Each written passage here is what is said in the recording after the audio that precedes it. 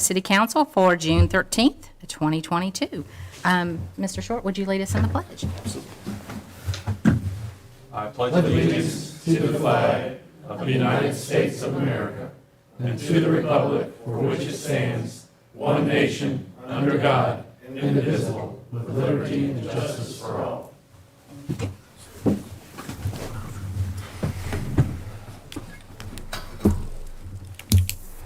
I'd like to thank everyone for attending tonight's meeting. For those in attendance that would like to speak during one of our public hearings, we do have two, or during citizen comment period, please sign up on the appropriate sheets in the back of chambers.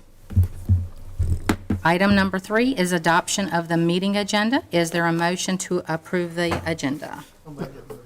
Thank you, Mr. Allen. And do I have a second? Second. And thank you, Dr. Hostetter. Any discussion? All in favor, say aye. Aye. Any opposed? The motion passes 4-0.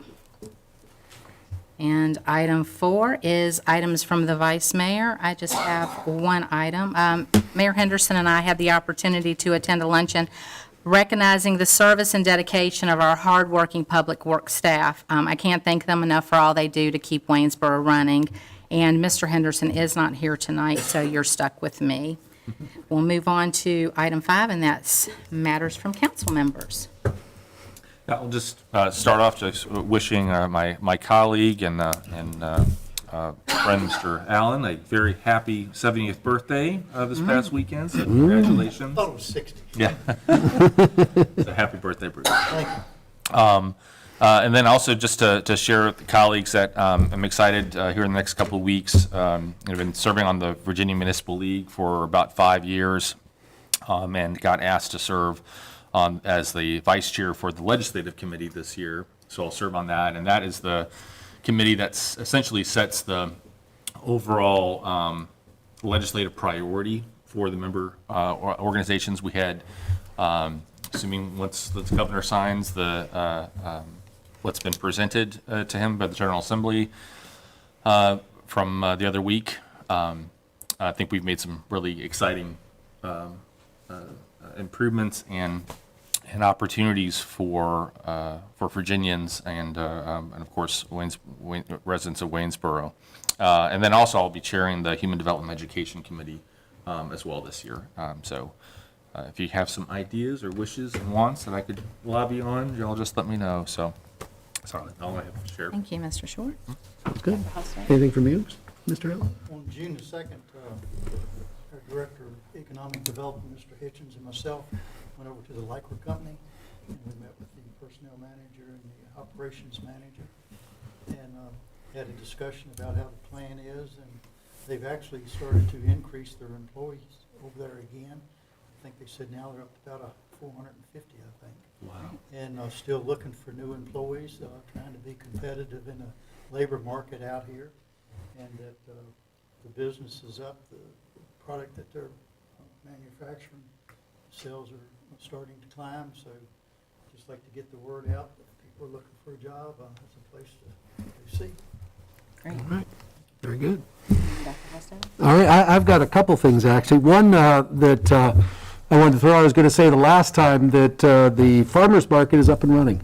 And so for those of you who haven't appreciated that on Saturday mornings down at the Constitution Park, it's doing great this year. There's lots of vendors, and every time I've been there, there's been a number of folks milling around.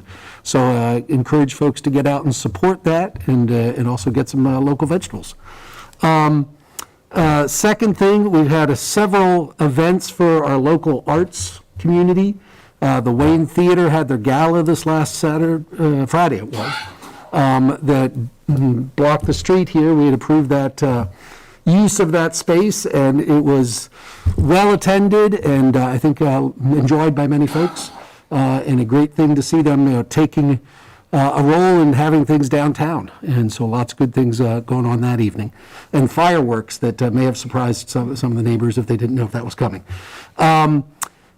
And then this coming weekend, the Shenandoah Valley Arts Center is having a reception to preview their new space here on Main Street.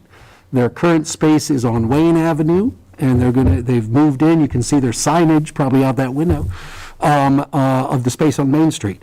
And so they're going to have an event there. I think it is a ticketed event, so you can contact them if you want to attend. But again, a great development for downtown. The last is the COVID update. And as you can see, I'm wearing a mask again. And that's because we are yellow again on the CDC map. Now, we were actually red for a week or two.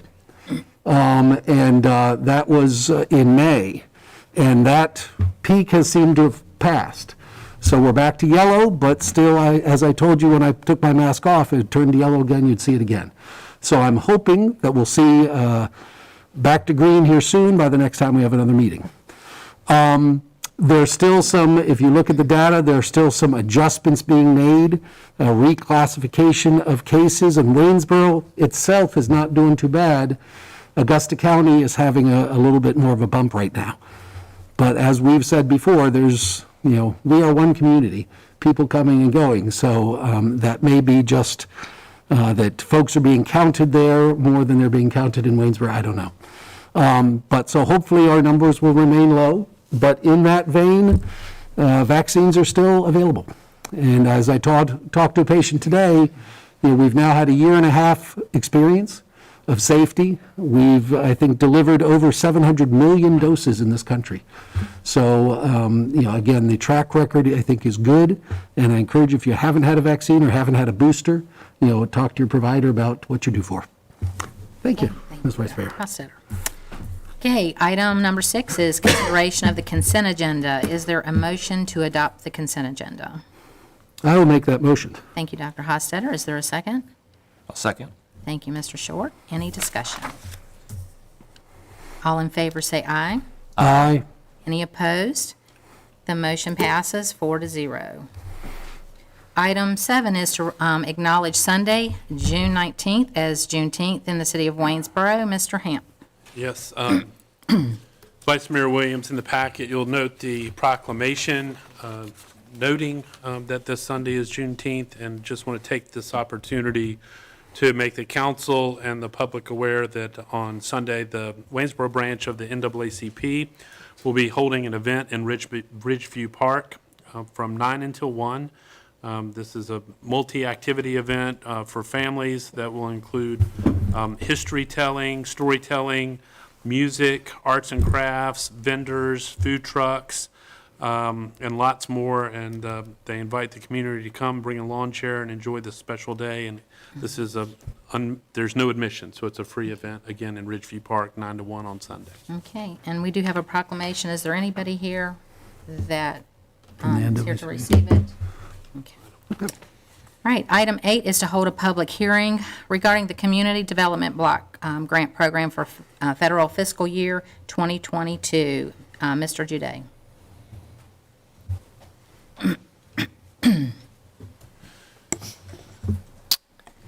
Thank you, Madam Vice Mayor. The City of Waynesboro is an entitlement community under the Federal Community Development Block Grant Program. You'll see this presentation hopefully every year, but I think it's helpful to continue reminding folks what that program is. This program provides a certain amount of annual funds on a formula basis. There's 2 different pots, as Mr. Schwartz referenced before. There's a competitive pool that we've been in at times, and in the past couple cycles we've stayed in the entitlement program. The entitlement program guarantees you a certain amount of money every year. And that amount of money for us generally fluctuates between about $180,000, $190,000, so it's not a huge program. But the goal of this program is to develop viable communities that provide decent housing and a suitable living environment, and to expand economic opportunities for low and moderate income persons. It's really oriented towards areas that have a weaker economic engine, that are struggling with a lower income population. There's fewer opportunities in those areas often to cost share with developers because there's less new development, and so it's a program that tries to remedy that a little bit by providing some funds to do small upgrades. CDBG has a number of national objectives. The first is to benefit low and moderate income persons. Second is to aid in the prevention and elimination of slums and blight. And then thirdly, to meet needs that have a particular urgency. So for instance, there were a number of COVID relief funds that were administered through CDBG last year. These are the areas of the city that, according to the census block group, which is a very crude measure, but it's the best kind of data that we have, are considered to be the LMI, the low to moderate income area. There are other areas nearby that have nearly 51%, and if you look at the map, you can probably identify some areas that we know are definitely lower income, and some areas that are probably higher income that shouldn't be in this map. But again, it's because of how the block groups are drawn, and there are steps to prove to HUD that a certain area should be included or not included. It's just somewhat labor intensive. Generally, CDBG funds can be used for construction of public facilities and improvements. We've used it a lot in the past for water and sewer improvements to improve water pressure in some of those areas. Oftentimes, they're areas that were built before modern infrastructure standards, improve streets, neighborhood centers, school buildings. To provide public services within certain limits, you can use a small percentage of the funds for public services. To provide for activities related to energy conservation, relocation and demolition. I will say demolition is fairly administration heavy in this program, so we try to avoid that. Rehabilitation of residential and non-residential structures, another admin heavy activity, but we have done that in the past. And then the provision of assistance to profit motivated businesses to carry out economic development actions. But this is also subject to quite a bit of scrutiny. So we this is sort of the sweet spot for CDBG here, doing infrastructure upgrades. CDBG funds may not be used for operations and maintenance, so it can't be used to supplant items that would be in your normal budget or to maintain existing items. It can't be used for projects that are located in or that primarily benefit higher income areas of the city. It can't be used for buildings that are going to be used by the government. It can't be used to purchase equipment, and it can't be used for new housing construction. So Waynesboro, every 5 years, has to put together a consolidated plan that provides a roadmap for the next 5 years worth of annual action plans. And we have 3 goals in our consolidated plan. The first one is to provide decent housing by preserving the affordable housing stock, increasing the availability of affordable housing, reducing discriminatory barriers, increasing the supply of supportive housing for those with special needs, and transitioning homeless families into housing. Our second goal is to provide a suitable living environment through safer and more livable neighborhoods, including greater integration of low and moderate income residents throughout the city and increased housing opportunities and reinvestment in deteriorating neighborhoods. And then thirdly, we want to expand economic opportunities through more jobs that pay self-sufficient wages and provide homeownership opportunities, and other development activities that provide long-term community viability. So for fiscal year 2022, our allocation is going to be $187,537. The city will be transitioning our administration of the grant, so we are going to be in something of a difficult time in terms of the paperwork. And my staff, Alsa and Tom Barge, our associate planner, has done a fantastic job with this program, getting to know it and working through a number of issues that we've had. But we can spend a maximum of 20% of the grant on administrative costs. It actually does take all of that money, especially there's a little bit of an economy of scale, and we're almost the smallest grant recipient in the state, and so it's somewhat more difficult the smaller you are to go through all the administrative hurdles that are required for the project. But because it's federal money, all projects have to meet Davis-Bacon Wage Act, ADA, historic preservation requirements, small minority-owned business, et cetera, Buy America. Everything's very closely supervised by HUD. Of the non-administrative expenditures, a maximum of 30% can go towards projects in commercial areas if they're designated a slums and blight area. Currently, our downtown is designated our slums and blight area, so we've spent money on projects downtown like the Market Street parking lot, on facade grants. And a max of 15% can go towards the provision of public services. We have spent this money in the last few years and funneled it towards the Waynesboro Area Refuge Ministry, the WARM, and they're the only provider in the town currently that are working on homeless and transitional housing specifically. And the other 70% has to be spent in low to moderate income neighborhoods, actually. I should say 55%. So we've done quite a few small projects. Like I said, it's not a large amount of money, so you don't do a big construction project, but we've knocked out quite a few small things with this money in the past. A lot of sidewalks on Arch Avenue were done with CDBG money, a lot of facade grants for downtown businesses. We had a rehab program for a while for homeowners that were unable to keep up their properties. If we went out and cited somebody and found it wasn't a landlord, it was an elderly homeowner, and they weren't capable of repairing their gutter or something. We've done a lot of water system improvements in the Port Republic Road area, water pressure fixes over in Basic City. We did some improvements to Fairview Cemetery last year. We did quite a few of those. We did most of the planned improvements. We do have a number of items that are held up due to ownership issues with the cemetery, which you may hear about in the future. So we're required, as part of receiving this money, to file a citizen participation plan. And this means that we need to ensure that citizens have access to local meetings, information, and records, that we have public hearings at all stages of the program, and timely written answers to complaints and grievances. And so we document all the input that we receive on the CDBG plan. And this is part of what we're doing tonight. Tonight is a citizen public needs input hearing. So that means that as we go towards developing our annual action plan, which is our actual list of what we'll spend the money on, this is a chance for anyone who has ideas or has thoughts about what we should be spending that money on to come and speak. And then we'll document that and try to incorporate it in the future into forming our plan. In about 4 weeks, I think you'll see our proposed annual action plan, and then you'll be asked to consider and adopt that. And that'll be a rough outline of the buckets that we want to put that money into this year.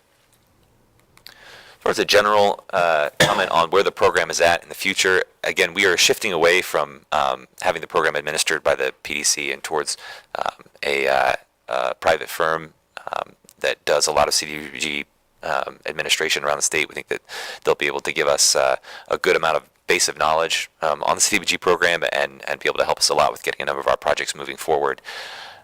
We have a number of existing projects that are sort of in the pipeline in CDBG, but that are all sort of stalled at various points. A lot of them around environmental reviews we're going to have to clear out very quickly.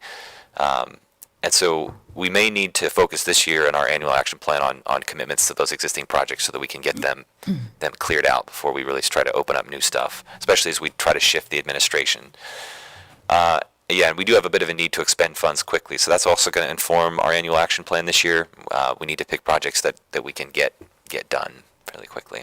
And again, as you're all aware, we've had pretty escalating construction costs, which it's tough with the grant program because you go through such a long period of time where you have to propose the project, and so you need a cost estimate for it, and then they need to come back and approve everything, and then you go to get a bid, and then it's higher, and then you got to go back. So we're kind of struggling with that a little bit at the moment, but I think we're in a really good position to hopefully move that forward quickly with our new contractor. Any questions on the CDBG entitlement program? The relationship to the basic city plan and, going after a competitive grant versus, obviously, particularly now with inflation and Right. market as it is, I mean, 187,000 really is. It's just not a lot of money. Not going to go very far. Right. Yeah. In the past, we've had this conversation every year, and I think it's a good one to keep having. We've leaned towards the entitlement grant funds just because they're guaranteed. There's a lot of planning and advanced work that has to go into getting a competitive grant, and you're really only likely to get a competitive grant every 4 or 5 years, so it kind of works out to the same amount of money. So we've kind of taken the bird in hand, but it does limit you in the sense of you can't do a big project that's really focused in a particular area. And so I think the conclusion of our current 5-year cycle is the 2023 fiscal year. I believe it would be next year's plan. So after that, I think would be an opportunity to reconsider that, whether we want to go back in the competitive pool and try to bid on that. The basic city outreach effort, that was just done in-house. I think I was thinking the Port Republic. Yeah, Port Republic, we're wrapping up, I should mention to you all, we're wrapping up a Port Republic neighborhood our neighborhood plan, and we had a neighborhood workshop a couple weeks ago. It went great. I think we had a lot of great input from folks. Focused mostly on history and some small improvements. I don't know that there's any sort of one big project that would match a CDBG competitive grant. Basic City might be a better spot to try to find a competitive grant project. And we did some work in Basic City a couple of years ago in-house, but that was mostly focused on the zoning and the land use. I don't know that we have like a structured project that we could give estimates for, and but that might be something to consider in the future if that's something we'd like to do. That's sort of been my point for Yeah. a long while. Sure. Is that when there's no money to build anything, people plan, and when there is money to build something, people wish they had of. Right. And so, what better circumstance than to plan for in 2 years, going after a large, $1.5 million, $2 million request to do a neighborhood revitalization, a block or 2-block neighborhood revitalization, grant opportunity, a matching grant opportunity for folks that may not have the ability to do the upgrades that they'd like to do to their home because of financial constraints. And it could really empower, a targeted neighborhood. But until we have a plan in place that identifies that and the scope and parameter of that, we're stuck with $187,000 a year that gets $36,000 of it gets eaten up by administrative cost. Yeah. That's, totally off the CDBG topic. That's a great point that, when you're not building stuff, you should be planning ahead. The city has really, in the last couple of years, just done great on smart scale applications. We've got a lot of money coming, a lot of construction projects lined up to the point where, we really need to go back into a planning cycle in terms of generating a good prioritized list of what needs to be addressed in the future. So, we're close to needing to do another comprehensive plan. So, yeah, I think definitely we're approaching Over the next 6 months. Yes, that's a great project for people that work for me to take up in the future. I will say other thing about the competitive grant is I think you're totally right for infrastructure purposes. The entitlement grant is nice for the human services and the nonprofit side. So, like I said, we've been able to funnel money towards homeless services provided by WARM. I think we have some other opportunities where some nonprofits could do good work with that money. That's the competitive grants aren't set up for that. Entitlement monies are really set up for that. So, yeah. All right. I'll say quickly before the public hearing gets going, I've had a number of meetings and conversations with people about CDBG leading up to this. I don't know that any of them are here to speak to the public hearing specifically, so I'll just provide that input directly. I met with a group that is interested in using community development block grant, this entitlement funds, to pay for more property inspection program for rental properties. And so that's potentially an allowable expense. Again, that takes away from any infrastructure projects you'd want to do. And then I've had some other comments from folks that are just generally interested in housing projects. And we do have a very large, we're hopeful that there'll be a large Habitat for Humanity neighborhood coming into the city in the next couple of years. And we've been sort of stockpiling CDBG funds to push towards that. But those are the only big inputs that I've gotten from people. Thank you, Lucky. Anybody else? No? Okay, before I open the public hearing, I would like to remind speakers that you will have 4 minutes to speak and state your name and address for the record, and address all comments to City Council, although we will not be answering any questions. We're here merely just to listen. Okay? With that, I hereby open the public hearing. No one has signed up to speak. And hereby close the public hearing. Because this is the first of several hearings, no action needs to be taken tonight, and so we'll just move on to item 9, and that's to receive a report regarding the city noise ordinance. Mr. Hamp. Yes, ma'am. Just by way of introduction and setup for folks who might wonder why cities have noise ordinances and why we would be thinking about this and talking about it and perhaps acting on it. Noise complaints are common in an urban environment where you have commercial activity, you have residential areas where folks live in close proximity, and their private activities and entertainment can sometimes spill over property lines. You have commercial and industrial activity, arts activity, like Dr. Hostetter mentioned, that generate noise. And so elected officials, staff, from time to time receive complaints about noise. And in the last 2 calendar years, we've received about 470 noise-related complaints in our community. So it's something that perhaps not everybody thinks about, but you have a fair number of people concerned about it and communicating that concern to you. So it's not uncommon for municipalities to develop regulations around noise and to provide guidance and limits concerning noise.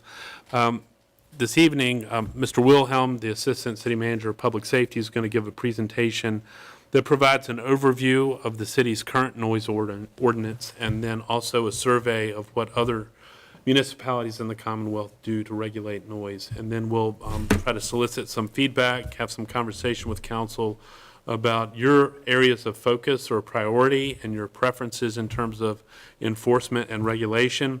I will say that this can be a frustrating area for some elected officials and for citizens alike, because in recent years, with concern about police activity and profiling and civil liberties, the General Assembly has actually limited the ability of law enforcement agencies to interdict or enforce or have certain contact with citizens, and that's limited, particularly and more so related to noise from vehicles and traffic, and not as much from residential noise. So that's a consideration that is evolving, and it's sort of a new development in the careers of Mr. Wilhelm and myself. But tonight is informational purposes.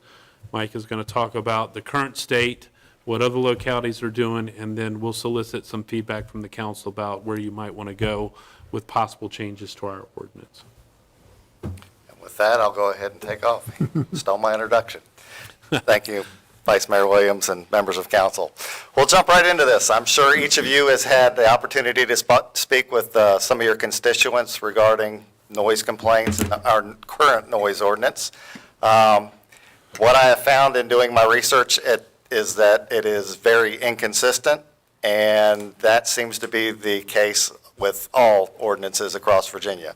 There's no consistency because the state legislature and state code does not do a lot to regulate noise, and in particular, what the localities can and cannot do to enforce that. So we'll go ahead and jump right in. The intent of a noise ordinance is to protect, preserve, and promote public health, safety, and welfare by minimizing exposure of citizens to psychological and physiological harm of excessive noise.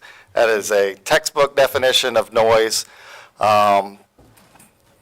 that most localities utilize.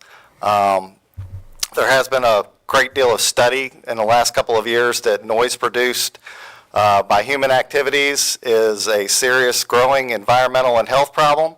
I'm sure Dr. Hostetter could probably speak to this. Noise pollution has been implicated in a variety of health disorders ranging from stress, hypertension, and permanent hearing loss. I think our main focus that I would like for you all to take away from here tonight is that our code, however we revise it, has got to be objective, reasonable, and clear. And that's just not the Mike Wilhelm intent of this. That has actually been regulated by a number of lawsuits, especially one of the main ones was Virginia Beach. And they ended up awarding a quite a hefty sum as a result of their code being very, we'll say, wishy-washy. That's not a great legal term, but it's got to be reasonable and clear.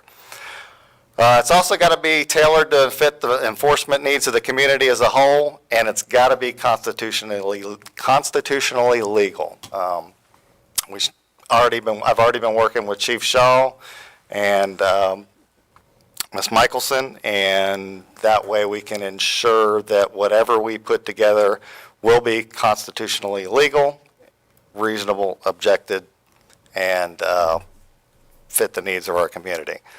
And another thing is it's got to be enforceable. What I've heard from several localities is that they have these very in-depth code sections on the books, and the police officers basically have to get out the book and spend an hour trying to interpret the code, and only to have the magistrate or the judge deny their petition for a warrant, or the case gets thrown out in court because the code section is obviously just too convoluted to enforce. Some key factors to remember. The Code of Virginia does absolutely nothing to regulate stereo noise from vehicles. I know this is a big talking point among several constituents here in the city. I know I received several complaints about this when I was the chief of police. The bottom line is the legislature does not regulate that. The other issue that Mr. Hamp kind of spoke to is the changes that came about in the last couple of years. The Code of Virginia does not currently allow law enforcement officers to stop a vehicle for something like a defective muffler. It used to be we were able to stop that as a primary offense. The legislature has taken it to a totally different level, and basically, this little snippet I have in here from the code section that says, no law enforcement officer shall stop a motor vehicle for a violation of this section. No evidence discovered or obtained as a result of the stop in violation of the subsection, including evidence discovered or obtained with the operator's consent, shall be admissible in any trial, hearing, or other proceeding. They have placed this tagline in just about, I think about half a dozen code sections that include expired inspection stickers, seat belts, defective equipment, and operable lights and window tint. Basically what that means is a police officer cannot stop you for any of these as a primary violation. Now, if they pull you over for speeding or some other violation that isn't on this list, then they, of course, can cite you for that, but that becomes a little bit sticky when it comes to court. In my reading of this, as well as the Commonwealth Attorney's reading of this, if we apply stereo noise from a vehicle and using the same logic that they did for these other violations, we cannot stop a vehicle for excessive stereo noise. So that's going to be an issue. And finally, on this slide, you'll note that some people have come forward and said that they would like this to be a more enhanced penalty. They'd like it to be a Class 1 misdemeanor.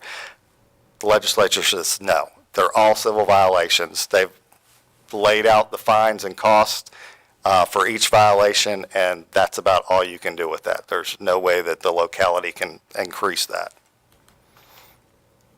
This slide goes over some commonly used definitions that you'll see as we kind of do a quick summary of some of our other localities. The biggest thing is the definition of noise, which you'll see is the fifth or sixth one down. And then also I put some stuff in here about sound levels, because what you see is there's very few localities in Virginia that actually don't use a noise meter to measure decibels and noise. That's kind of a double-edged sword. If you go this route, you have to train the officers, you have to buy the equipment, you have to certify the equipment with the court, and that becomes a lot of overhead work that I'm not sure is going to be beneficial for our community. Again, my intent tonight is just to provide you with the information, solicit feedback from you all, and if that's the route you all decide to go with, then we will draft an ordinance revision that is commensurate with that. Here's a quick look at Waynesboro's code. Basically, between the hours of 10 p.m. and 7 a.m., it's got to be plainly audible. It's kind of a general term, at a distance of 50 feet from the building, structure, or property, 200 feet if it's coming from a vehicle. Not sure why we did that difference there, but we did. Animals, this is another call that our animal control officer gets quite a bit. Which basically says, source of any noise or sound that is plainly audible at least once a minute for 10 consecutive minutes. We've all heard dogs barking. This is the hurdle you must jump in order to enforce this code section. And then, of course, yelling, shouting, or anything else on a public right-of-way, it's got to cross a residential property line, and that's only between the hours of 10 p.m. and 8 a.m. Roanoke City, they're a little bit more general, 10 p.m. to 8 a.m. Across a residential property line, and between the hours of 8 a.m. and 10 a.m., more than 50 feet from the boundary line of its source. So again, you have inconsistencies in the wording for the daylight hours and the midnight or the nighttime hours. That you will see across every code section I'm getting ready to show you. So what's a decibel level?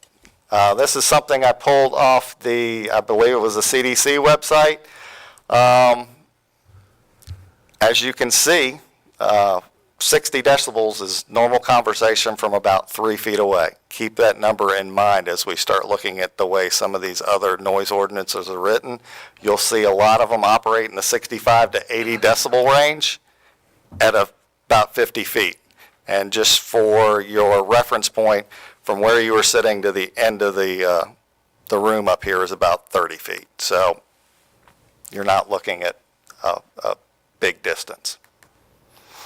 Again, this is the noise measuring equipment. They actually codified this in the state code as to how it needs to be calibrated, when it needs to be calibrated, and with what precision it needs to be calibrated. They range in cost from about $300 to $800 per machine.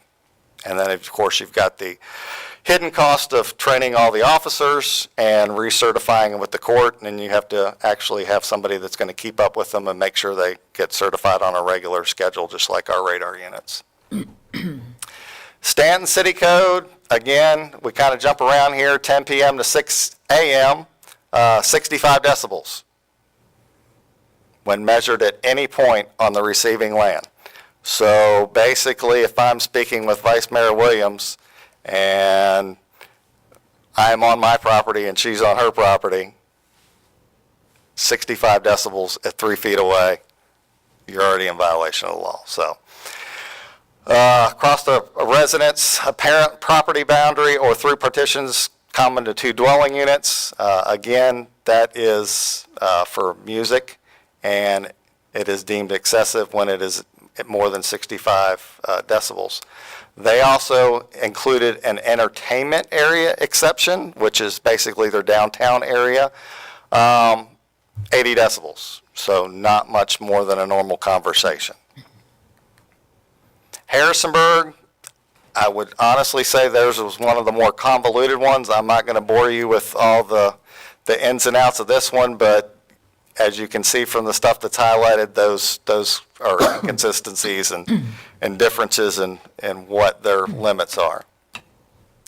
They have daytime, they have nighttime, they have measurements for restaurants.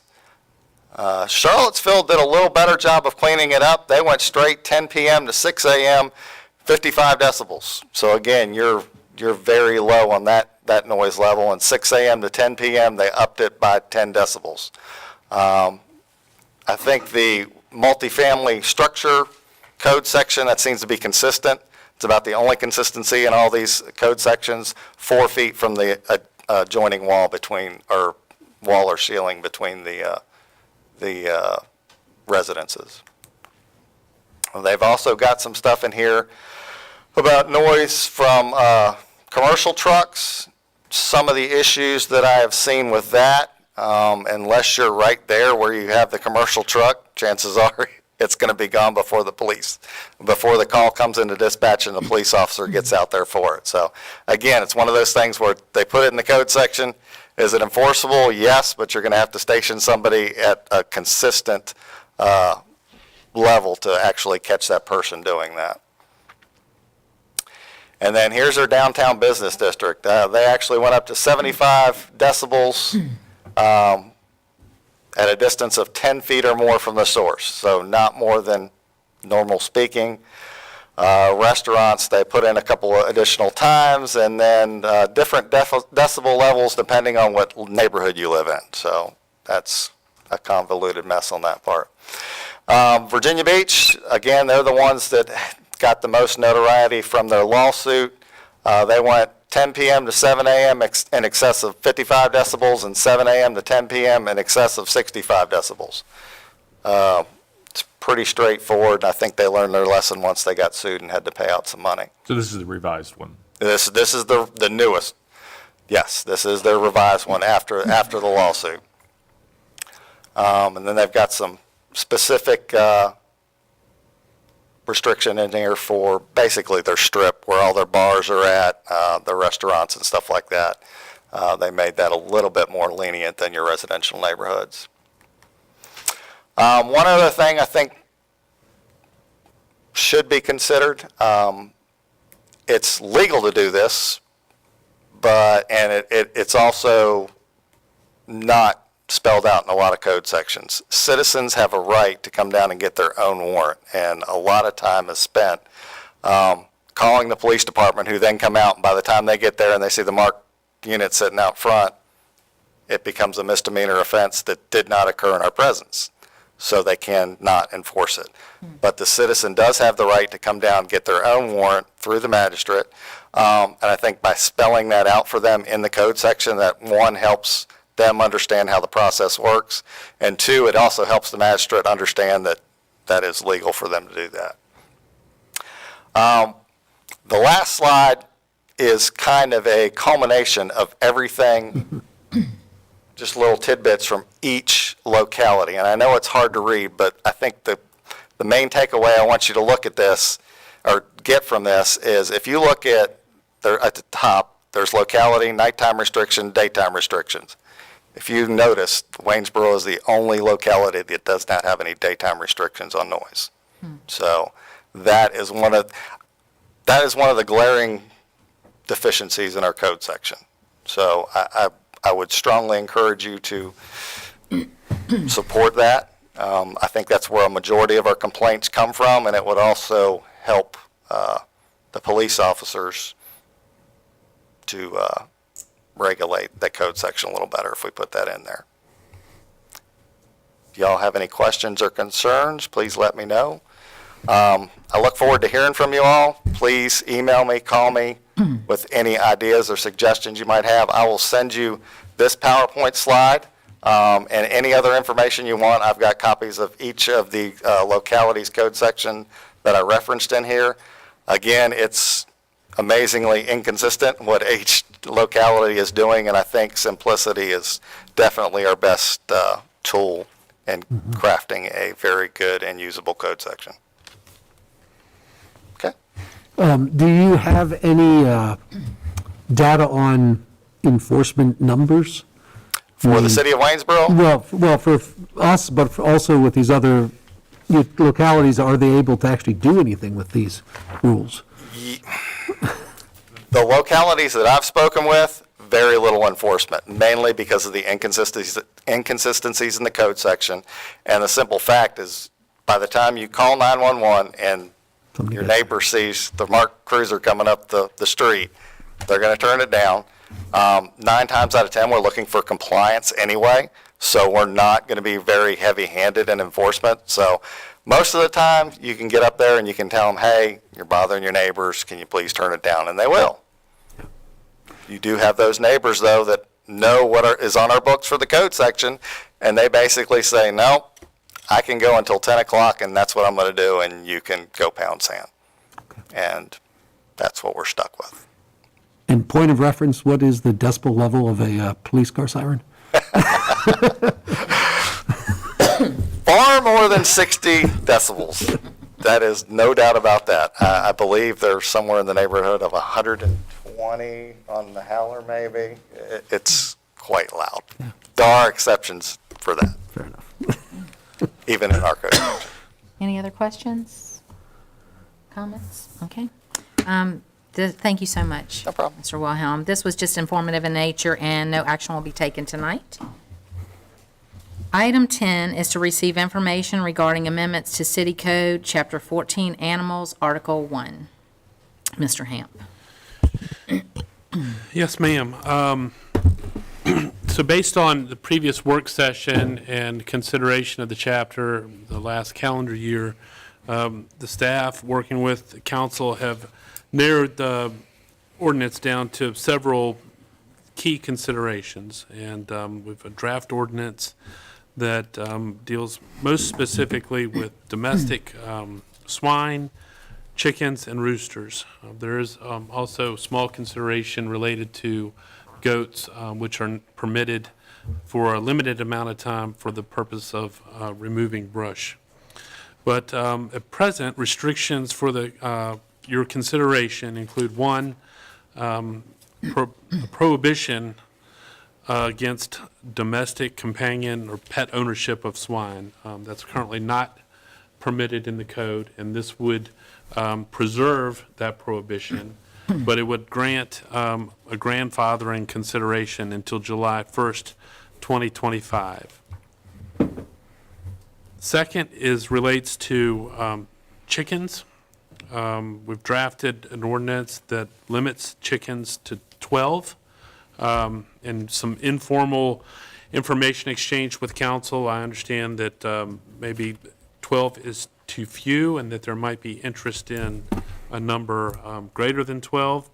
But we should note also the ordinance contains regulations as to penning of chickens and proximity to water features and storm drains and boundaries. So it's not simply about limiting the number of animals a resident can own, but also if they own those animals, how do they pen them and how are they located on their property so as not to disturb or impact a neighbor's property. And then finally, roosters are prohibited in the new ordinance, and there is a grandfathering provision July 1, 2025. So in all of these cases, it was clear in the feedback that we received from council that the council wanted to afford residents the opportunity to come into compliance with the ordinance.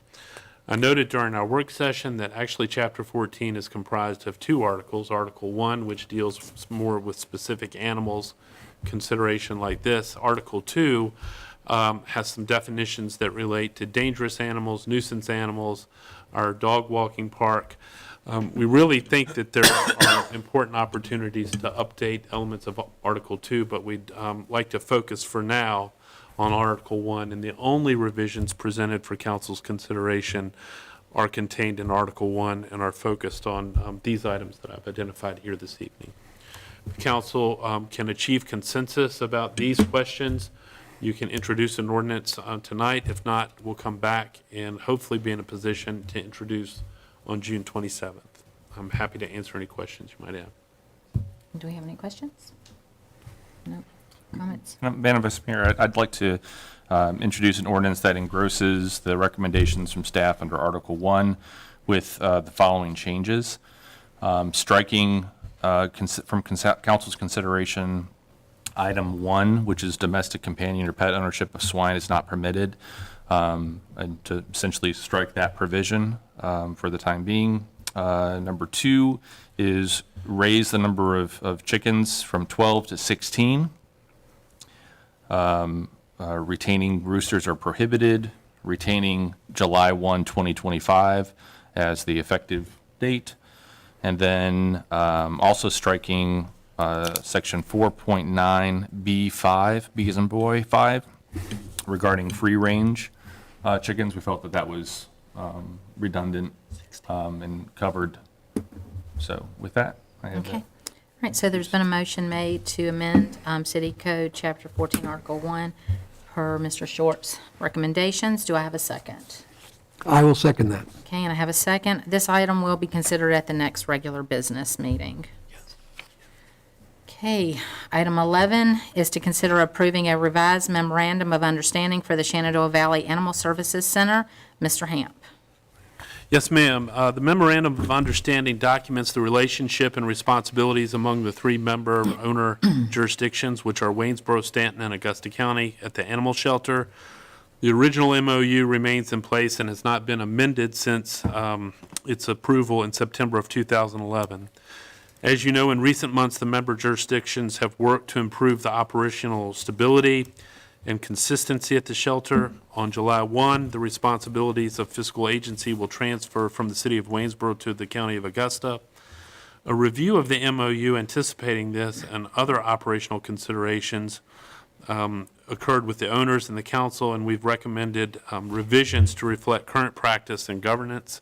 The 3 chief administrative officers have worked collaboratively to develop and approve the proposed revisions, and it's expected that each elected body will consider approving the revised MOU before the end of June and the transfer of fiscal agent responsibilities. And as I mentioned in the work session, really, the document has been dated and makes references to leased property. We now own property.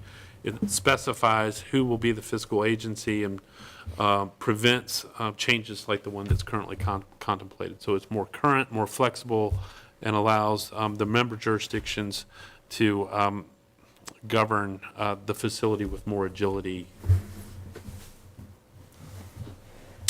I would note that the agenda says that you will approve or consider approval by way of a resolution. We don't have a resolution for your consideration. If council is inclined to approve the MOU, and I hope you are, please do so by a simple motion and a vote. Okay. All right, do we have any questions? No.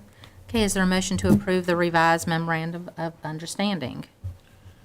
I'll make that motion. Thank you, Dr. Hofstadter. Do I have a second? I'll second. Thank you, Mr. Allen. And is there any discussion?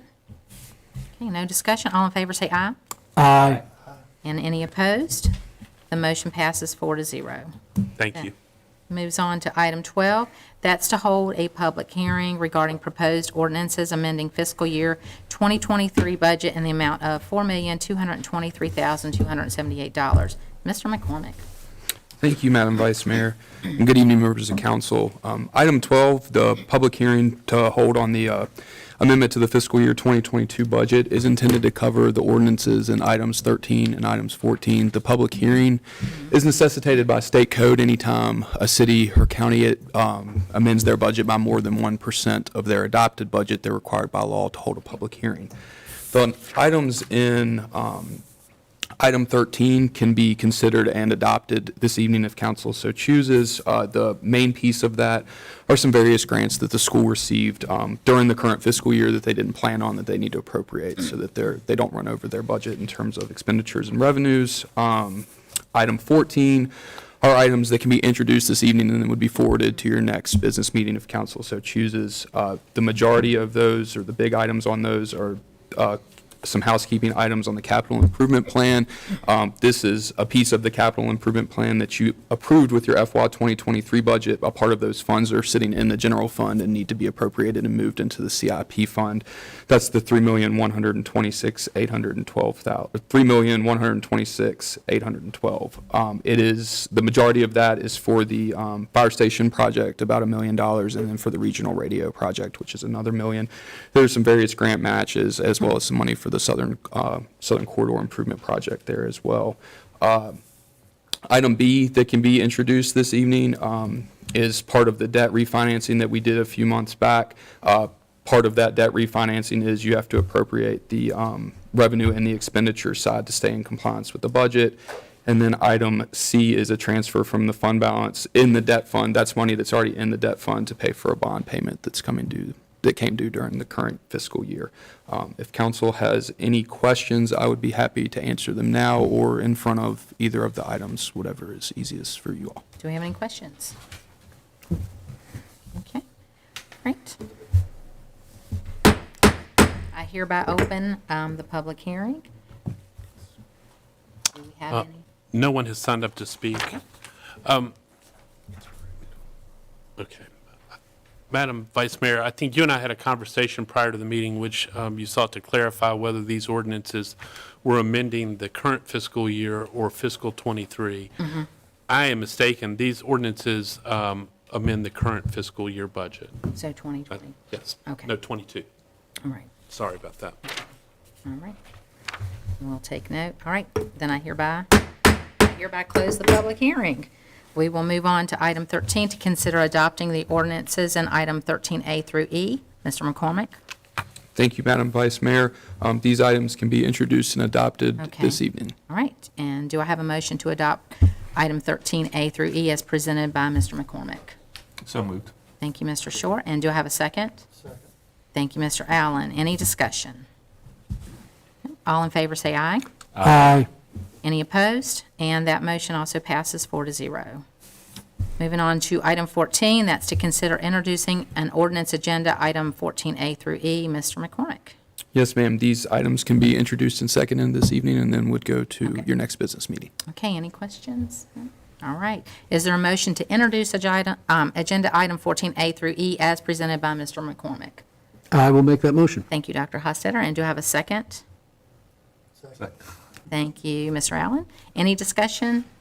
Hearing no discussion, these ordinances will receive final consideration at our next regular business meeting. That moves us to item 15. That's to consider appointments and reappointments to various boards and commissions. Mr. Hamp? Yes, ma'am. Before the meeting, I supplied a revised cover memo for 15A through E, so please refer to it. Okay. For your consideration is a reappointment to the Valley Community Services Board, Deborah Freeman Bell, for a 3-year term ending June 30th, 2025. An appointment to the Valley Community Services Board, an unexpired three-year term ending 2024. And that individual, for your consideration, is Ms. Sonia Pulliam Payne. The Regional Youth Commission, consider appointing Ms. Freeman Bell to a three-year term ending August 31st, 2025. Waynesboro Planning Commission, consider reappointing Mr. Anthony Gibson to a four-year term ending August 31st, 2026. And finally, to the Economic Development Authority Board, reappointing Mr. Mark Snyder to a four-year term ending August 31, 2026. Council is comfortable with all of these candidates. You can make these appointments by a single motion and vote. Do we have any questions for Mr. Hamp? No? Okay. Is there a motion to make the appointments and reappointments presented by Mr. Hamp? We'll make that motion. Thank you, Mr. Allen. Do I have a second? Second. Thank you, Mr. Short. Any discussion? Hearing no discussion, all in favor say aye. Aye. Any opposed? Motion passes 4-0. Item 16 is to consider introducing an ordinance amending Chapter 1, Section 112 of the Waynesboro City Code relating to the boundaries of the voting wards. Mr. Hamp. The adoption of the attached amended sections of the city code related to ward boundaries is necessary due to an error in the current city code. Council will introduce the amendments on June 13th and adopt them on June 27th. I would note that the adopted revised ward map is correct, and the map has been the basis for all of the work accomplished by the registrar. And any questions? Is there a motion to introduce? So moved. Thank you, Dr. Hostetter. Do I have a second? Second. Thank you, Mr. Short. Any discussion? This ordinance will receive final consideration at the next regular business meeting. And that moves on to item 17. That is communication, correspondence, and calendar. Mr. Hamp. Yes, the Downtown Development Organization is organizing a special event for downtown Waynesboro on July 9th. That's the Saturday of the traditional fireworks display in our community. We'll shoot those fireworks again this year from the mountainside, soon to be Sunset Park. This special event runs from 2 p.m. until 7 p.m. There's music, crafts, activities, food trucks, and they do anticipate having the sale of beverage alcohol or beer, a beer garden. And it involves a street closure of Lumos Plaza. They request closure from Wayne Avenue down to the Circle. So it'll be a similar closure to that of the art show that preserves some vehicular access to those businesses, like the Waynesboro Florist Heritage, but from the Circle going, I guess, west will be closed for the event. Thank Just you, making you aware. Thank you. Okay, thank you, Mr. Hamp. That moves on to item 18, that citizen comment period. I'd just like to remind speakers, you do have 4 minutes. We have the little stoplight up here. Green means go. When it turns red, you can wrap up your comments. I do ask that you state your name and your address for public record. We will not be responding to any of your comments tonight, and I also ask, out of consideration, to just respond to speak to us as a group and not any individual council members. Okay, Mr. Hank. Yes, ma'am. Ms. Lori Grabensky? Okay. Hi, I'm not sure if this is allowed, you can tell me. Lori is incapacitated, and we offered, in case it's possible, we could read a statement she's prepared. If that's not possible, we can just share it No, with you go in ahead. writing. I think that's fine. Yes, go Go ahead ahead. and read it? Okay. She says, "How can council go on the word of one person who complains constantly to her dear friend, as stated in emails, letters, lunch dates? The one council member that in 2018 said in one breath he didn't contact the news, but in an email to Laura Peters of the News-Virginian on the day before, on June 25th at 11:48 a.m., had told her what to publish in the following day's paper, a main headline too. Even Laura Peters Peters questioned why he contacted her. So that's when it started, 2018, with false information and no proof of all the accusations, because they came from two people and one that continues to this day. Yet D from Animal Control found no issue to prove noise or smell. Officer Lanahan found no issue to prove it and actually told me that I have the most beautiful chickens in Waynesboro. If you've seen the chickens, you know that's true. Kathy Johnson, who just received a prestigious Women's Award this past spring, my neighbor right behind me, has written emails several times stating there's no problem, no smell, no unlawful noise, and the new neighbors, all three, have bought real estate knowing the chickens were there and enjoy visiting with their kids. Again, no problem. I was there before 5 changes of real estate ownership, having had my chickens over 10 years. Cleared it with the city before I got them, did all the steps to ensure it was legal and right. There's no odor or, as it was put in the paper, horrendous smell. There is no abundance of noise, especially after dark, unless for some reason the sun decides to come up at 4:30 a.m. And she says, I've never seen this in Waynesboro, maybe somewhere else in the world, but not here. My roosters won't be crowing till sunrise. Plus, they're locked in a coop, which adds some soundproofing. These chickens were here long before the person or persons complaining. Why wait until 2018 to start complaining when the chickens were there 6 years before? Why does a council member have to push on this subject because of one complainer? I say one because I can only speak of the one that complained in the tree streets. My yard is clean and my birds have vet checks. They're certified disease-free by NPIP. They have names, are loved and cherished. Why would council assume that I would just cull my pets? Because they're old? The chickens have just as much right to live out their life as any other pet in any household. My chickens are here as my family. They're not disposable creatures to put out like trash. I don't think of them as disposable, and I'm sure the other chicken owners in Waynesboro feel the same way. You may think it's just a handful of us, but it's way more. And the backyard flocks aren't what you see in commercial chicken farms. These flocks have names. They get spoiled just like most dogs and cats.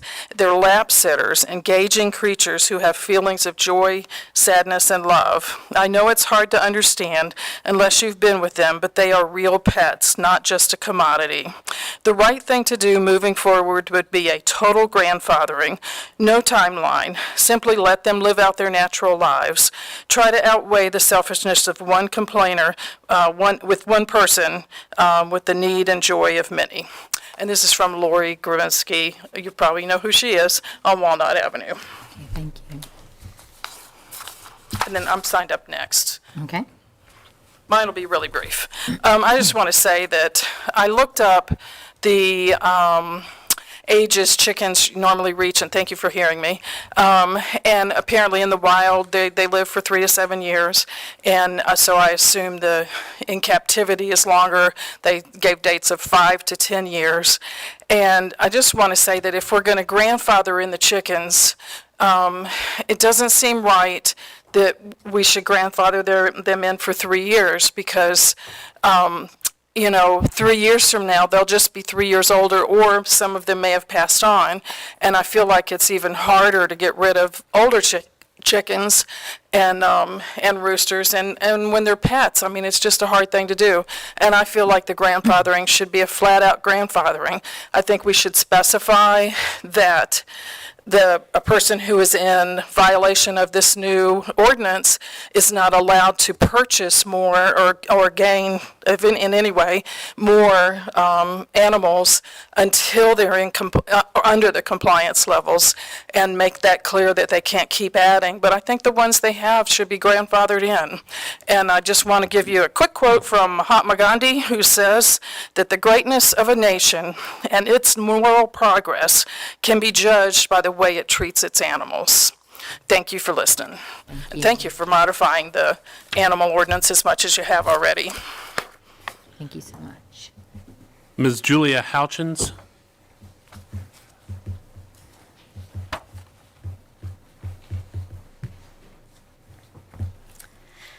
Vice Mayor, council members, my name is Julia Houchins. I live at 1425 Harding Avenue. I moved back to this great city a little over a year ago, having been gone 50 years, living in Charlottesville. I went to Waynesboro High School. I came back to take care of my mother.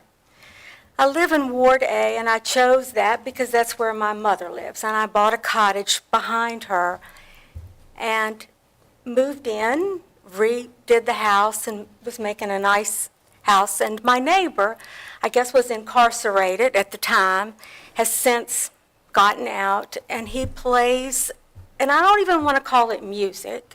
It's mostly bass, head-banging music. So I'm here to beg you to do something for daytime. If you listen to that banging noise from 1 o'clock in the afternoon till 7 o'clock at night, it's so unhealthy. I mean, it gets in my heart. It makes my heart pound. My husband does have a heart condition. It's very dangerous. You can hear it from a long distance. So I'm begging you to do something about the daytime noise. Also, I am so much interested in the decibels because it is unbelievable. I can hear it at least 200 feet away. I can go into my house with headphones on, all the windows closed and the doors closed, and can still hear it. It's so unfair that I can't live in my house. I have to leave to go have dinner in peace. We have asked this gentleman, and I'll be honest, I need the police help. He's a scary guy. I am afraid to go to him and ask him anymore to turn it down. I need your help. Please do something to help. Thank you. Thank you so much. Ms. Nancy Wells?